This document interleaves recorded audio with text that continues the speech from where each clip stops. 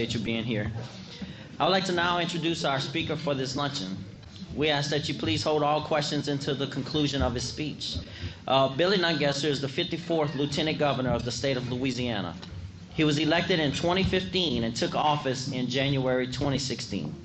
From July 2019 to July 2020, Nungesser served as chairman of the National Lieutenant Governors Association, a professional association which charts issues and work to be pursued by the second highest rank of officials in all of the 50 states and U.S. territories. Since taking office in 2016, tourism numbers have flourished year after year, despite both budget and staff cuts and the pandemic. Prior to this position as head of the State Department of Cultural, Recreation, and Tourism, he served as the president of Plaquemines Parish from 2006 to 2014. His leadership during Hurricane Katrina will forever be remembered, as just this week we memorialized and remembered the anniversary dates of some of the worst national disasters in our state's history. Under his administration, the state of Louisiana celebrated a fourth consecutive year of record-breaking visitation as Louisiana welcomed more than 53.2 million visitors, bringing in more than $18.9 billion to the state of Louisiana. Ladies and gentlemen, I welcome Lieutenant Governor Billy Nungesser. Thank you. It's great to be with y'all today, and Congressman, it's always good to see you. I want to thank your legislators for supporting the tourism industry, and y'all are lucky to have local elected officials and a mayor that really understands the importance of tourism. Senator, I want to thank you for the added money to the Shrimp and Petroleum Festival this year, putting some of that money aside. They also got a grant from our office, and you will be getting the photo booth. I just got a text back. This festival is special. You know, I grew up, my daddy was in the seafood business, and then we went into the offshore catering business. And I had this crazy idea that somebody was going to live in a shipping container offshore. My dad laughed at me and said, son, those containers have been around 100 years. Somebody would have thought of that, a lot smarter than you. But my mom lent me that $7,500 to build that first container. And over the years, we put over 1,000 living quarters offshore in the oil rigs. As a matter of fact, I'm very proud that y'all still have the classroom I donated on the rig here. 2 of our buildings welded together for a classroom that is still up on the rig here. So this place is special. I'm sorry I won't be able to be at the festival this weekend. You see, last year during COVID, when we were leaning forward to look at what events we could bring to Louisiana, I got a call from the Sugar Bowl and said that the first LSU game was going to be in Florida because New Orleans wouldn't put up any money. And so we put up the $1 million, the state did, the legislators, to make sure that game stayed in Louisiana, and they asked me to do the coin toss. So I'll be at the game, go Tigers, and those hotels will be filled up this weekend. You know, we did have 4 record-breaking years thanks to you and all the tourism folks. It's a team effort around the state. But I'll tell you, I'm so impressed with where we are today coming out of COVID. You see, last year, we expected 3 to 5 years to get back to those record-breaking numbers. Well, just last year, we had 41 million people back, and I think we will surpass that 53 million this year. If not this year, definitely next year. And we're going to do it because of some of the incredible work of the tourism team around the state. Ideas like the Macy's parade. Y'all saw the gator crawling down the streets of New York? I tell you, you know, when you put that money out there, people say, look, that's a lot of money, $1 million for 3 years. Now, they gave us a float, and when we first looked at the float, we like, look, we build floats. We're not putting our name on that. So we went back and forth till we ended up with the longest float ever, crawling down the streets. John Batiste stole the show, and we got over $20 million in exposure the first year. As a matter of fact, all week in New York, when you walked into Town Square, about every 4 or 5 minutes, you'd see an alligator eye on all the screens, and it would look around, and the whole crowd would stop and look, what is that? And then it would zoom out and say, get ready, New York, Louisiana's coming. Incredible exposure, and we saw traffic go up 800% on our website, people booking Mardi Gras trips to Louisiana. And I'll tell you, last year for Mardi Gras, we saw increases in every Mardi Gras except New Orleans. Go figure. Family-friendly, safe, affordable Mardi Gras. We even had people in Homer Morgan City from Australia because they wanted to come realize the real meaning of Mardi Gras all over Louisiana, and we're excited that those numbers continue to grow. Now, New York works so well, we decided to go out and try to get a float in the Rose Parade. They had never had a state have a float before. You know, it's always UPS, Cracker Barrel, companies. So we went out and made a presentation, and the lady had a pin on, said, "Dream, believe, achieve." I said, "Ma'am, can I ask you what your pin means?" She said, "Well, that's our theme this year." And she said, "Mr. Nungesser, will you be riding?" Hadn't thought about it. I had to think quick. I said, "No, we're going to put a teacher of the year, a police officer, a first responder, a volunteer, Cajun Navy, a doctor from Thibodeau Regional, as a matter of fact, Road, and a nurse, recognizing those people that risked their life during COVID. You see, we're going to put all the good of Louisiana."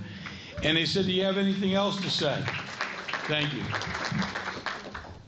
I said, "Yes, ma'am." I said, "You know, everybody's been through COVID, but Louisiana got hit with the 2 worst hurricanes, and we really could use a little shot in the arm, no pun intended."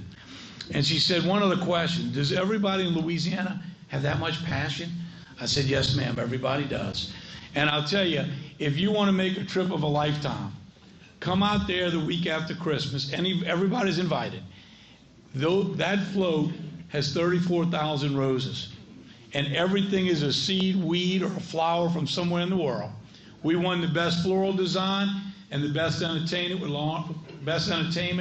with Lane Hardy and the Hardy Brass Band. And you can come out and decorate that float. We do it over 3.5 days. And it was one of the best trips of my life, just decorating that float. So if you want to come out there, our office has the information. And I'll tell you a little secret this year. How do we outdo what we did last year? Well, somebody smarter than me came up with the idea. It's going to be a riverboat. And we're going to put our fair and festival queens from all over Louisiana so they can talk about their town, their city, and what they represent. What a great opportunity for those young girls to go out there and represent Louisiana. Now, as we come out of COVID, we've been doing things all over the world as people open back up and start to travel. The IPW show, we actually are starting to bring local vendors with us, local products, to not only promote Louisiana tourism, but things like Tabasco, Bayou Rum, different seasons. We're working with Mike Strain and the Ag Department to take all those products made here when we go to shows. So we're not only promoting Louisiana tourism, we're promoting all those great products. Now, with the international flights opening back up, we wrapped a bunch of taxis in London. This has been wildly successful, and people getting excited and going to our website. They're traveling, and we had over 6,000 people from this one trip book trips to Louisiana while we were there. We also came home with all kind of awards for our tourism industry, and I'll show you one of those videos in a minute. We also have done something a little different. Thanks to the legislature, Tana, thank you for your support, and your senator, to make sure we got the money needed to bring back tourism. It's allowed us to give direct grants to every fair festival, and we've even given out some attraction grants to swamp tours where they can promote their own business. See, coming out of COVID, nobody has the money to market or promote their business. So we've got to make sure every event in every community is successful. So besides the direct grants, we are putting money on social media behind every fair and festival. Coming out of COVID, Strawberry Fest always struggles competing against the French Quarter Fest. Their numbers have declined every year before COVID, and they were really worried this year. So I promised them it would be a success. A success to them is 100 to 200,000 over 3 days. At 500,000, they had to shut the highway down. But that's the kind of success we want every event. We'll be pushing the Shrimp and Petroleum out through social media, and they can tell by how many people open and look at what's going on, how many people are going to come. And I told them, don't let me be embarrassed. So y'all let me know if it's a great success this week. I wanted to also mention the Civil Rights Trail. When I first got elected, I went to Arizona It's a tourism conference, and Alabama, Mississippi got up and talked about the Civil Rights Trail. And I leaned over to Doug and I said, Doug, do we have a Civil Rights Trail? He said, I don't think so. So why not? I said, I don't know. So we came home and went to work. And boy, did we find out the history here in Louisiana. You know, Dr. Jones, who filed the first 17 days out of law school for that bus boycott in Baton Rouge. And we were able to see him put his finger on his name on that marker and cry. He passed away last month, but we got to honor him before he passed. But we're learning some of the incredible stories, heroes here in Louisiana that started here before they ever ended up in Alabama, Mississippi. As a matter of fact, we've put, I think, our 7th marker up. And just this year, from the work that this team has done over the last couple of years, we've had 9 sites added to the National Civil Rights Trail because of the role they played here in Louisiana. So if you know of someone, we've got a lot more work to do. I'm going to share a little video with you. But if you know of someone or occurrence, because some of these people that have these incredible stories are up in age. I was with 2 ladies up in Shreveport, both 107. And to get their recordings, and they're still sharp as a tack, and their stories while they're alive are incredible. Take a look.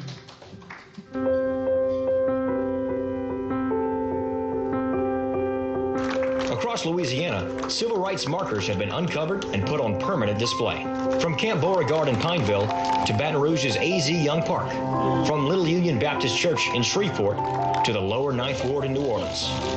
It's been a long time coming. A dream come true. I have been dreaming about this so long. Never thought it would happen. The fight for civil rights throughout Louisiana is teeming with stories, demonstrations, and at times painful events that are now embodied in these steel monuments. Lieutenant Governor Billy Nungesser was inspired to create the Louisiana Civil Rights Trail after seeing a presentation in the U.S. Civil Rights Trail at a tourism conference in Arizona.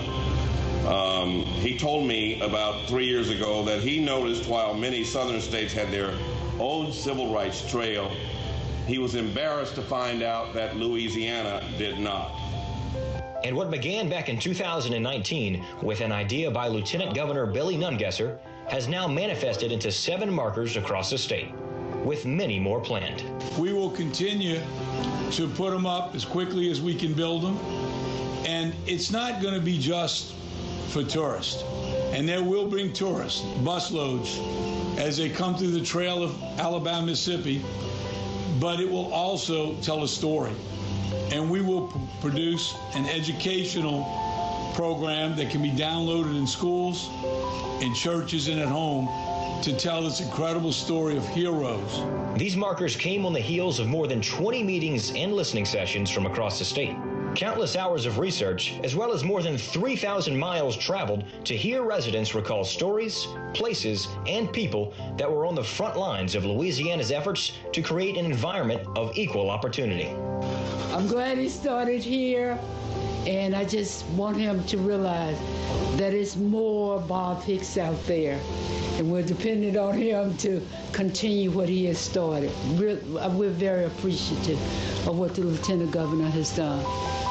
I thank him for putting us on the trail.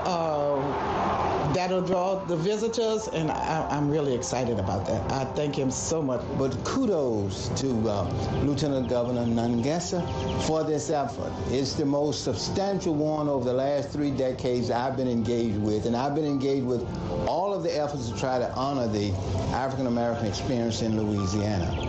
And so this is substantial. And now on display for all to see and learn from. If you'd like to nominate a site or to learn more information, visit LouisianaCivilRightsTrail.com.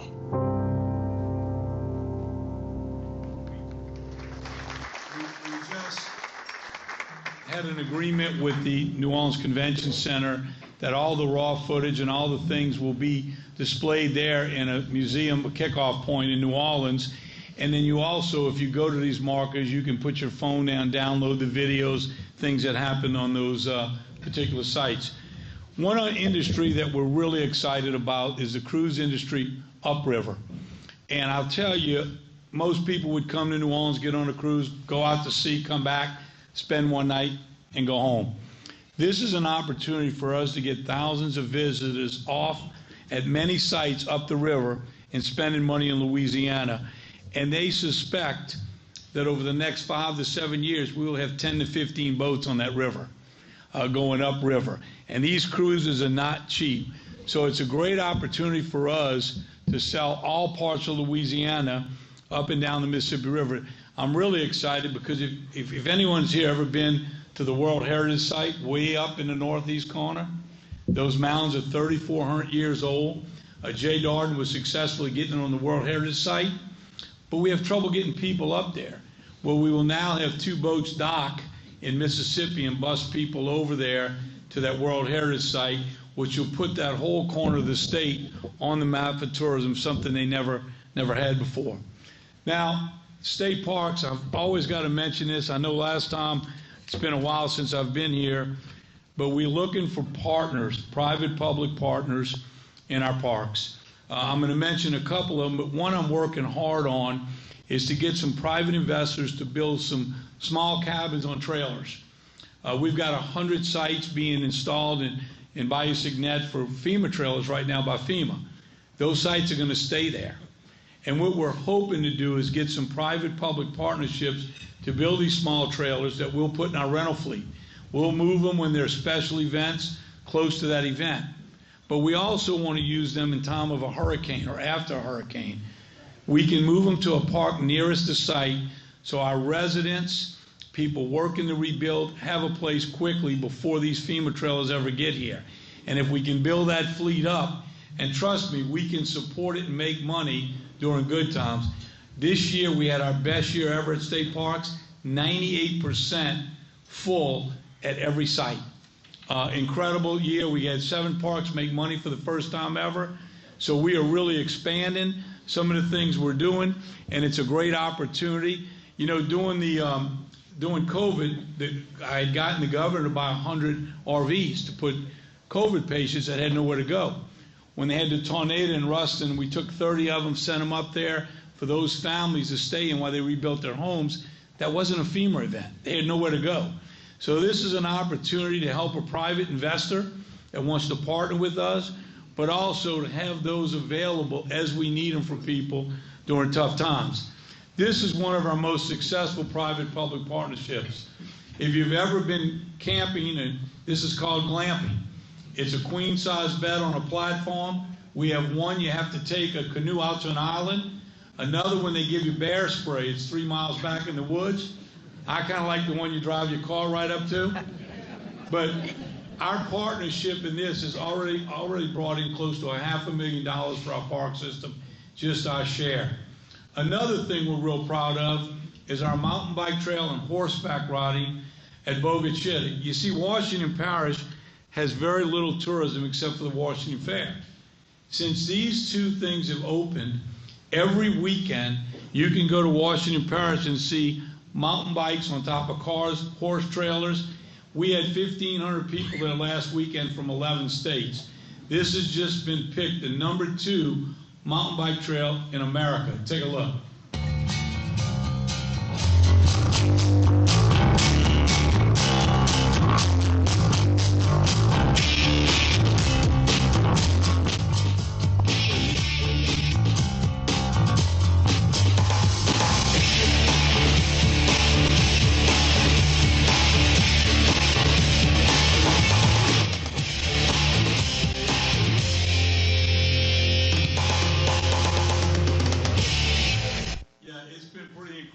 They didn't have things like that when I was a kid. Now, we have worked on a plan to divide the museum system into 3 areas. A board in New Orleans, one in Baton Rouge, one in Shreveport. I'm trying to work with Kyle to move his museums into our system. And when we're able to do that, I'm going to give up control of the director and let each board hire their own director.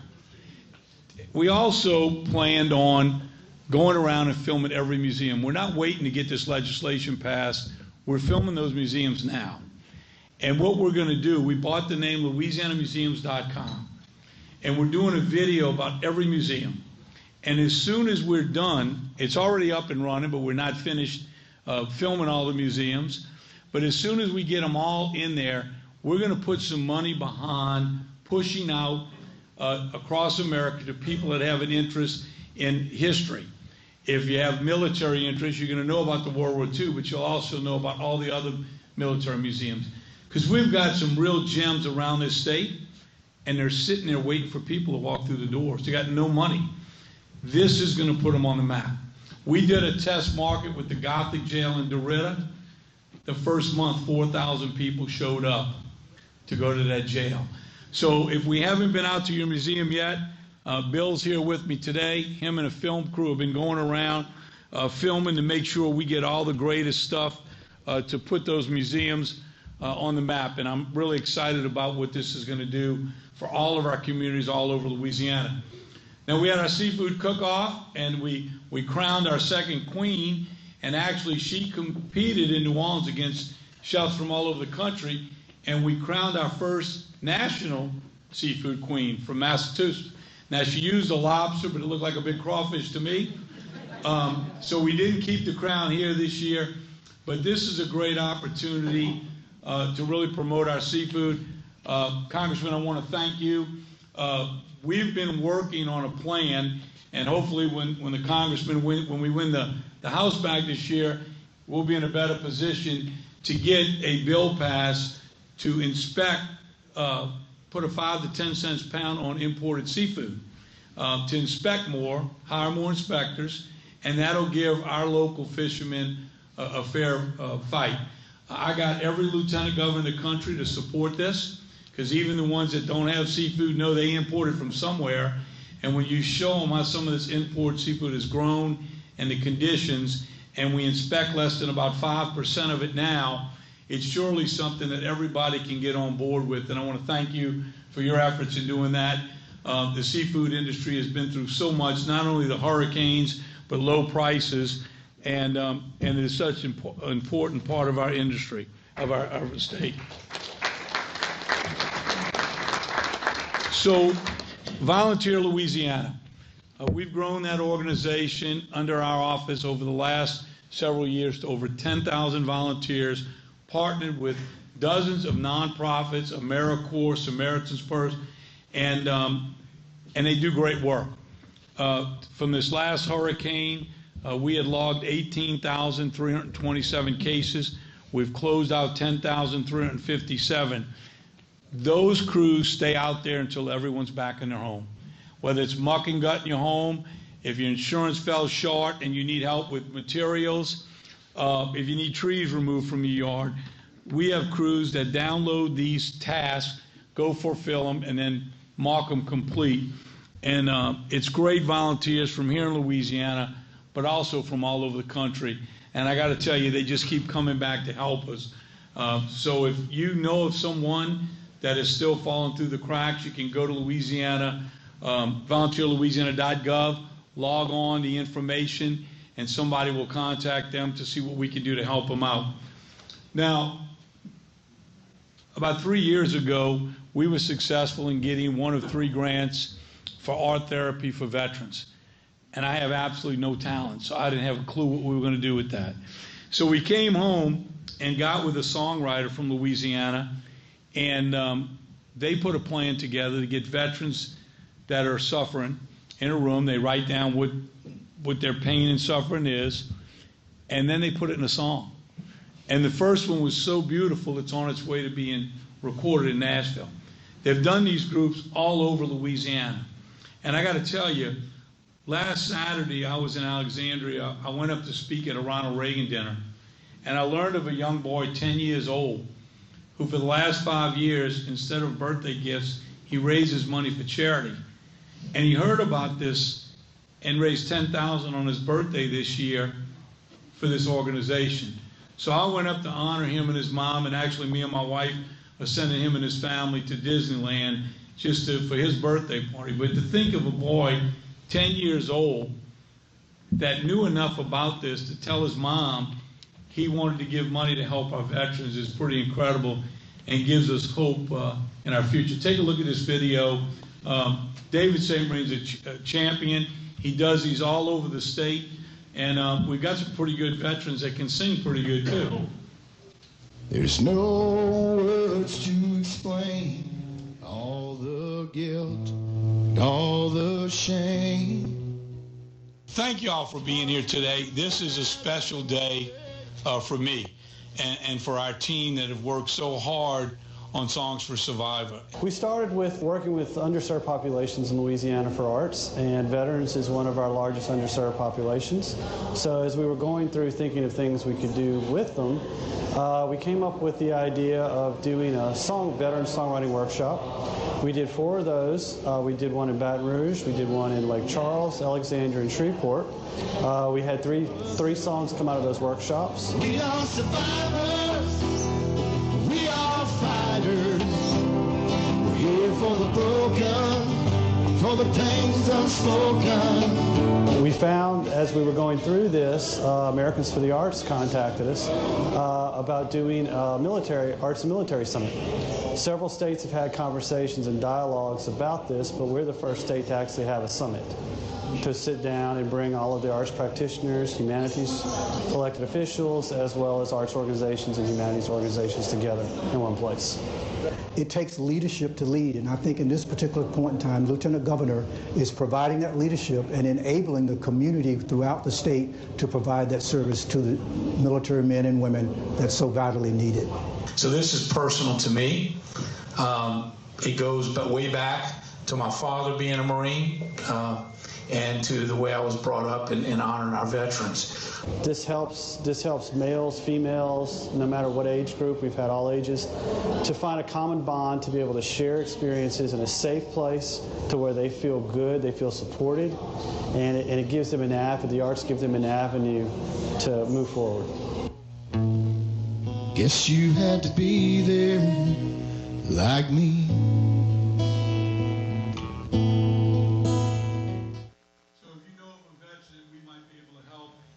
It has been wildly successful. One young lady got up at this summit and said at night she can't sleep. She won't call her mom and friends. She hurts so bad inside, and now she can play that song, and it makes it a little easier to sleep at night. So we're going to keep doing these all over Louisiana until everyone that needs help is helped through this program.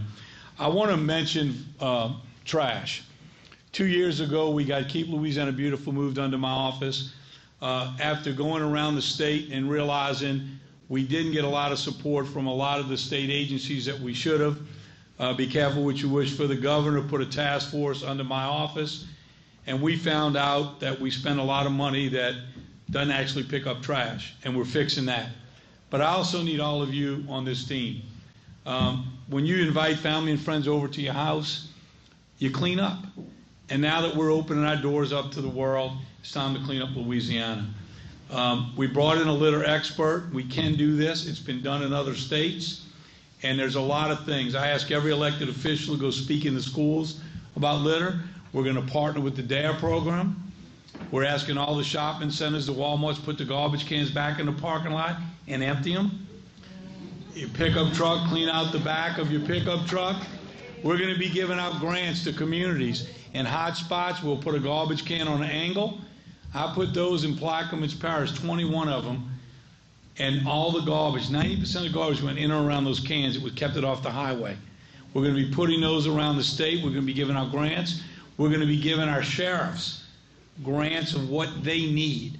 One sheriff needs a van to bring the work release people. Another wants a trailer. Another wants equipment. So we're meeting with the sheriffs, see what do they need, because we don't want them taking money away from fighting crime for litter, but we want to support their efforts to clean up Louisiana. And I think we can do this. Listen, the year before COVID, we had 30 to 40 groups around the state clean up Louisiana on Love the Boot Week. This year we had 330 groups all over this state clean up, and every fourth Saturday is a cleanup day. We get hundreds of emails, pictures of people out there doing this week in and week out. Social, civic groups, high school groups, college groups. We're embracing every organization, every group. So one day we can look at Louisiana and say how proud we are, and how clean it is. Take a look at this little video This isn't a Republican or Democrat issue. This is something we all can do together, and I want to thank the governor for his support on this. It's a little light of mine. I'm gonna let it shine. It's a little light of mine. I'm gonna let it shine. It's a little light of mine. Louisiana, it's time to put the paradise Back in our sportsman's paradise. Visit letlouisianashine.org To keep Louisiana beautiful. Let it shine.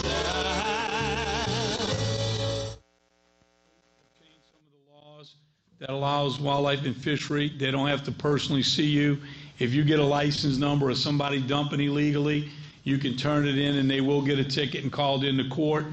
And we've also are putting up cameras at some of the heavily dumped sites, and you can report those to the website. We actually have a gentleman that's going around meeting with the local elected officials, and we're going to try to change the little laws to where they're all in order, first, second, third offense all over the state, so everybody knows what's at risk, and we can do this, y'all. We really can. It's so important to our quality of life. Now, before I close, this is my favorite video of all time. We know coming out of COVID, best way to do it is what the second most recognized song in the world next to Happy Birthday, You Are My Sunshine. But the governor's voice didn't quite get it for us. So we've been partnering with Lauren Daigle for several years. So we bought the rights to the song and had her re-record it. It's so beautiful, she's going to put it on our next album. And we just won an international award for this presentation coming out of COVID. We set the song to the great outdoors of Louisiana, knowing people bought campers and RVs and record numbers and are going to see the great outdoors of America. So we wanted to highlight that here in Louisiana.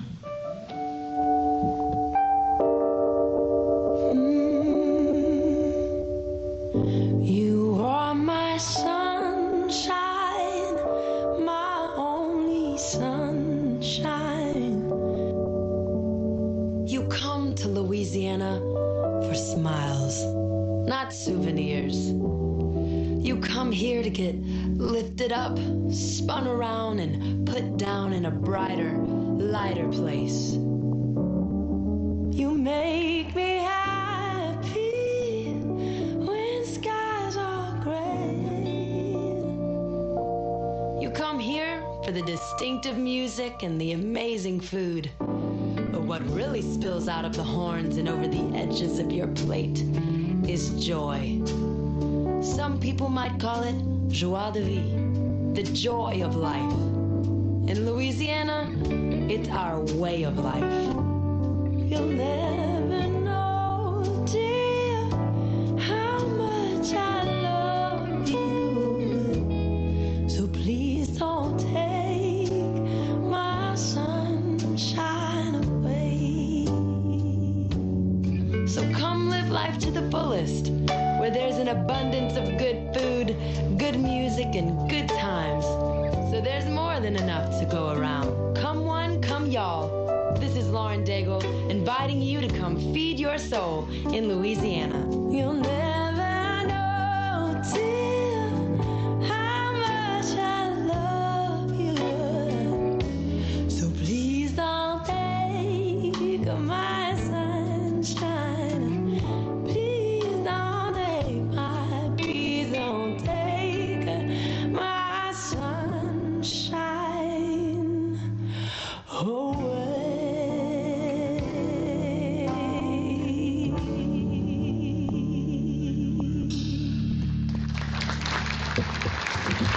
I don't know if we have time for questions or... All right, we're running late on time, but if you have any questions for the Lieutenant Governor. Sometime back you had tried to start a project trying to relocate some of the monuments and statues that were taken down around the state and put them in one location. How is that? Yeah, we are waiting for a letter right now. The mayor changed out a bunch of staff, and I opened actually an office in the Cabildo to work on trying to clean up the French Quarter and make it safer. Hadn't done that yet, but we're trying. We got permission to take Beauregard from City Park and move. She told me if I get those moved successfully, then she would give me the other ones to do the same thing. We've got some historical sites that have historical significance to those statues where they will go in a historical site. So it's taking a lot longer. We've had a lot of hiccups in between, but it's still moving forward. Any other questions? Where did you catch that fish? I don't know. Any other questions?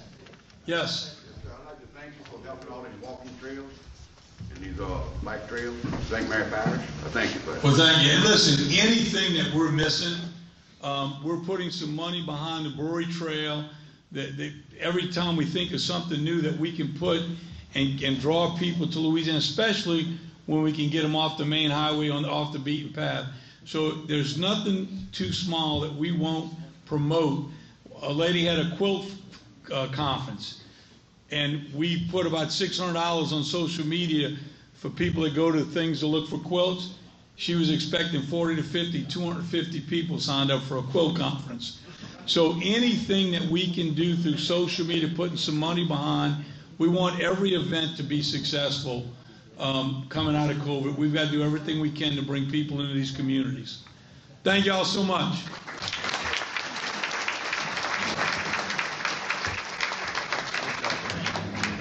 Thank you, Lieutenant Governor. Before we conclude, we'd like to invite our President, Ms. Beth Chaslon, to come up and provide any additional updates. All right, September is going to be a busy month for St. Mary Parish, so I'll go over a couple of things that we have coming up, and then we actually have a gift bag that we're going to do a raffle for from the Lieutenant Governor's office. The first, which is tomorrow, we have the ribbon cutting for the Shrimp Petroleum Festival, which lasts the 1st through the 5th. The ribbon cuttings, of course, are open to the public, and we invite you to come out. It'll be at 5:15 under the bridge, right across from their office. On the 8th, we have a ribbon cutting at Morey Park in Patterson. The 10th, Boy Scouts from the area are hosting Bobcat Day at Morgan City High School. There will be a free homecoming dress event promoted by the Junior Auxiliary of East St. Mary. Taste of St. Mary will be happening at the old building on the 14th. The 15th, there will be food and music at the new Lighthouse Food Truck Court. 17th is Berwick Town Market and the Marcus Jones 100 Black Men 5K race. The 22nd is Kiwanis Wild Game Dinner at the Auditorium in Morgan City. The 24th is the Battle of the Paddle. It's a cooking competition at Cypress Lake Resort, as well as a mental health seminar at Patterson Community Center.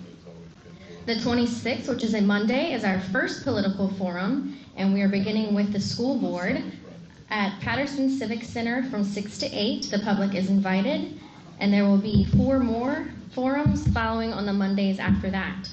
The 28th, of course, is the Chamber Luncheon here with the Insurance Commissioner, Jim Donnellan, and then I will announce October 1st, we're bringing back Bikers on the Bayou in Franklin. And I'll pull a name now for the winner of the bag. Last 3 numbers of your ticket, not a name. Shake it up. 531.